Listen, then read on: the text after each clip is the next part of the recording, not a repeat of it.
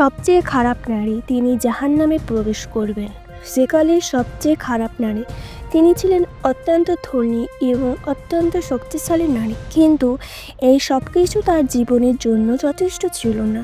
এই অভিশপ্ত নারীর অবিশ্বাস্য জীবন কাহিনী, যাকে কিনা শয়তানও ভয় করত।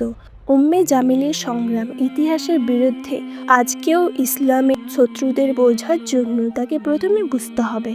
তিনি প্রথম সেই কৌশল ব্যবহার করেন যা আজ শত্রুরা তা ব্যবহার করেন। তিনি কে ছিলেন যাকে আল্লাহ তাআলা কোরআনে অভিশপ্ত হিসেবে উল্লেখ করেছেন? উম্মে জামিল, যিনি ছিলেন মক্কার কুরাইশ গোত্রের সবচেয়ে শক্তিশালী পরিবারে।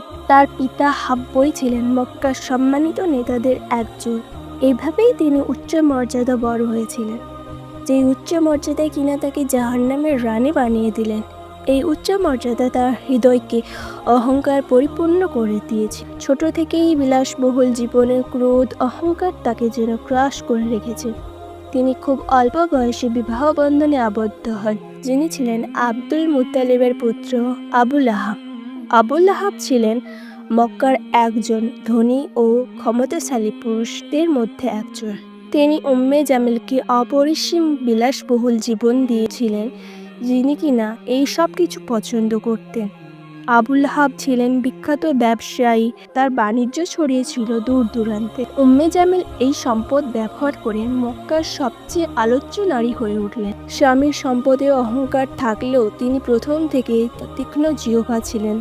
আশেপাশে মেয়েদের অসম্মান করতেন, গুজব ছড়াতেন, যাকে ঘৃণা করতেন তার নাম নষ্ট করার চেষ্টা করত। তিনি এই কাজ করে আনন্দ পেতেন, কিন্তু তিনি ভয় পেতেন এই ক্ষমতা ও সম্মান হারানোর জন্য। মক্কার মানুষ যখন বাণিজ্যে ব্যস্ত থাকত, কেউ কেউ তাদের গোত্র সম্মান রক্ষার মগ্ন থাকত, কিন্তু উম্মে জামিল তার গোত্র ও তার স্বামীর মর্যাদা ধরে রাখার আচ্ছন্ন। তার কাছে গুরুত্বপূর্ণ ছিল কুরাইশের নেতৃত্ব। একদিন মক্কায় এক খবর ছড়িয়ে পড়ল, যা তার অন্তরে বিপর্যয় নিয়ে এল। নবী মুহাম্মদ ঘোষণা করলেন, আমি আল্লাহর রসুল। উম্মে জামিলের জন্য এই কথা ছিল ঝড়ের মতো। তিনি রসুলের পরিবারের সম্পর্কে ভালোভাবে জানত। যদি মক্কায় ইসলাম ছড়িয়ে পড়ে, তবে কুরাইশের শাসন ভেঙে যায়। তিনি ভয় পেতেন, যদি মুহাম্মদ সত্যি আল্লাহর রসুল হয়ে থাকে, তাহলে তো তাদের নিয়ন্ত্রণ আর থাকবে না। যদি ইসলাম মক্কায় ছড়িয়ে পড়ে, তাহলে কুরাইশের নেতৃত্ব বদলে যাবে, তার জগৎ ভেঙে যাবে। তাই তিনি ইসলামের বিরুদ্ধে লড়াই নেমে পড়ে। তার স্বামী ইতিমধ্যে নবীর বিরুদ্ধে লড়াইয়ে নেমে পড়েন, কিন্তু উম্মে জামিল এই ঘৃণাকে আরও তীব্র করে তোলেন। তিনি শুধু ইসলামের বিরোধিতা ছিলেন না, বরং ধ্বংস করার জন্য যথেষ্ট চেষ্টা করেন।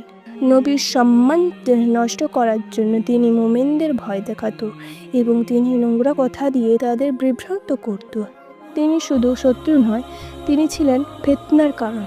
কিন্তু আসল যুদ্ধ এখনো শেষ হয়নি। প্রথমে তিনি নবীর নবিয়তের দাবিকে তেমন গুরুত্ব দেন। তিনি ভেবেছিলেন এটি হয়তো বেশি দিন টিকবে না।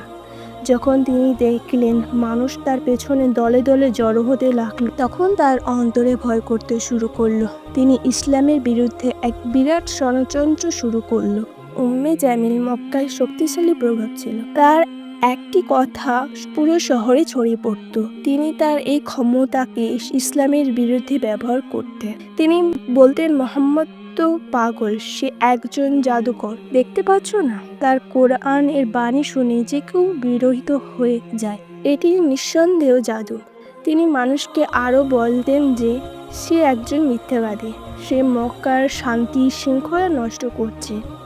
একদিন মক্কার বাজারে লোকজন জড়ো করে চিৎকার করে বললেন, মুহাম্মদ তো তার নিজের পরিবারকে কষ্ট দিচ্ছেন, অর্থাৎ আল্লাহর রসুলের আদর্শকে মিটিয়ে দেওয়ার চেষ্টা করেছিলেন। কিন্তু নবী মুহাম্মদ সাল্লাল্লাহু আলাইহি সাল্লাম ছিলেন মক্কার একজন সৎ এবং বিশ্বস্ত মানুষ। তার সত্ত্বেও উম্মে জামিল মিথ্যা দিয়ে তার সম্মান ধ্বংস করার চেষ্টা করতেন। তার সবচেয়ে বড় শত্রু ছিল খাদিজা রাদিয়াল্লাহু তাআলা আনহা। তিনি ছিলেন মক্কার সবচেয়ে সম্মানিত নারী। উম্মে জামিল খাদিজার প্রতি তীব্র হিংসা পোষণ করতেন। তিনি তার নামে হাসি ঠাট্টা করতেন। মক্কার নারীদের তার বিরুদ্ধে খাপিয়ে দিতেন, তাকে একা করে দেওয়ার চেষ্টা করতেন। তিনি খাদিজার সাথে দেখা করা মহিলাদেরকে হুমকি দিতেন, তোমরা যদি তার সাথে মিশতে থাকো, তাহলে আমরা তোমাদের সমাজ থেকে বার করে দেব। কিন্তু খাজ্জা ছিল শান্ত মর্যাদা। তার বিশ্বাস উম্মে জামিলের সমস্ত চক্রান্ত ব্যর্থ, যা উম্মে জামিলের ক্রোধের চেয়েও বড়। তিনি কুরাইশ নেতাদের উস্কে দিতেন মুসলিমদের ওপর চাপ বাড়াতে। তিনি নবীর পথে পাথর আর কাঁটা ফেলে তার ক্ষতি করার চেষ্টা করতেন।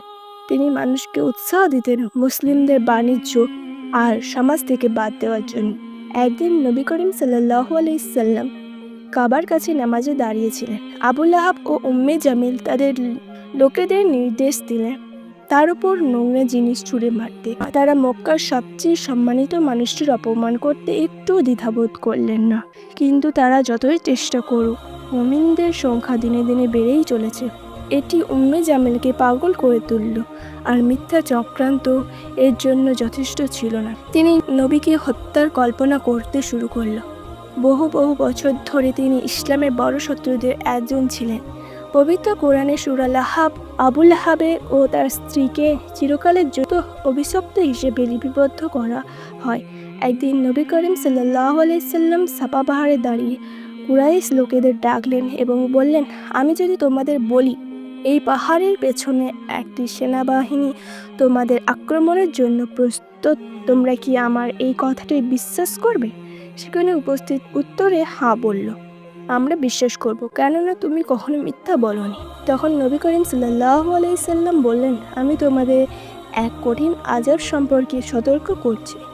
আল্লাহর রাসূল পরবর্তী কথাগুলো বলতে যাবেন তার আগে ইসলামের সবচেয়ে নিকৃষ্ট দুশমন আবু লাহাব ক্রোধান্ত হয়ে দাঁড়িয়ে চিৎকার করে বলল, তুই এই জন্য আমাদের ডেকেছিস? ধ্বংস হ তুই। এই বলে সে দ্রুত সেই স্থান ত্যাগ করল। তাই আল্লাহর রাসূল খুব কষ্ট পেলেন। নবীর কষ্ট আল্লাহ তাআলা সূরা লাহাব নাজিল করলেন। মহান আল্লাহ পবিত্র কোরআনে বললেন, আবু লাহাবের হাত দুটো ধ্বংস হোক, এবং সে যেন নিজেও এবং তার ধন সম্পদ, সে যে পুরো জীবনেই যা উপার্জন করেছে তা তার কোনো কাজে আসবে না। শীঘ্রই সে প্রবেশ করবে লেলিহান আগুনে, এবং তার স্ত্রী সেই আগুনে কাঠের বোঝা বহন করবে। উভয়ের গলায় থাকবে মজবুত বাঁকানো রশ্মি। এই সূরা লাহাব আবু লাহাব ও উম্মে জামিল এর ভয়ঙ্কর পরিণতি ঘোষণা করে দিল। যখন এই সূরা নাজিল হলো, উম্মে জামিল ক্রোধে ক্রোধান্বিত হলো। তার কাছে এটি ছিল মৃত্যুর প্রমাণ। মক্কার মানুষ তার ভাগ্য নিয়ে কথা বলতে লাগলো। এমনকি কুরাইশদের নেতারা তার সাথে ঠাট্টা করলো। একদিন তিনি রেগে গিয়ে একটি বড় পাথর মসজিদুল হারামে গেলেন। তিনি নবীকে হত্যা করতে চাইলেন। তিনি ভেবেছিলেন নবী সেখানে বসে আছেন। আবু বকর রাদিয়াল্লাহু তাআলা তার কাছেই বসেছিলেন। কিন্তু আল্লাহর ইচ্ছা, উম্মে জামিল নবীকে দেখতে পেলেন না, যদিও তিনি ঠিক সেখানেই বসেছিলেন।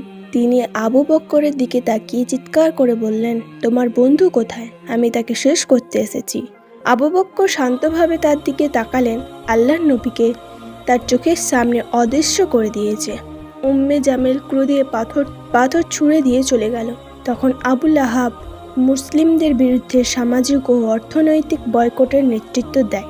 এই বয়কট 3 বছর ধরে মুসলিমদের কষ্টে ডুবিয়ে রেখেছিল, কিন্তু ইসলামের আলো নিভিয়ে দিতে পারলেন না। তাদের নিষ্ঠুরতা তাদের নিজেদের ধ্বংসের পথে নিয়ে গেল। আবু লাহাব শেষ হলো নির্মমভাবে। মক্কায় একটি মারাত্মক রোগ ছড়িয়ে পড়ে। আবু লাহাব সেই রোগে আক্রান্ত হন। তার শরীর এতটাই ভয়াবহ হয়ে গেল যে কেউ তার কাছে যেতে সাহস করল। এমনকি কুরাইশের লোকেরা তাকে ত্যাগ করল। তিনি একা কাতরাতে জীবন কাটালেন। উম্মে জামিল, যিনি বছরের পর বছর তার স্বামীকে সমর্থন করেছিলেন, তিনিও তাকে পরিত্যাগ করলেন।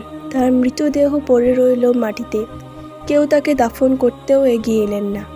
শেষে কিছু লোককে অর্থ দিয়ে একটি গর্ত ফেলে পাথর দিয়ে ঢেকে দেওয়া হয়। তার সম্পদ, তার মর্যাদা, সব গর্ব, সব ধুলোয় মিশে গেল। আবু লাহাবের মৃত্যুর পরে উম্মে জামিল একা হয়ে পড়েন। সেই শক্তিশালী অহংকারী নারী, যিনি এককালীন ভেবেছিলেন সবকিছু তার নিয়ন্ত্রণ, তিনি হঠাৎ দুর্বল ও অসহায় হয়ে গেলেন। মক্কার লোকেরা ফিসফিস করে বলাবলি করত যে সূরা লাহাবের কথা সত্যি প্রমাণিত হয়েছে।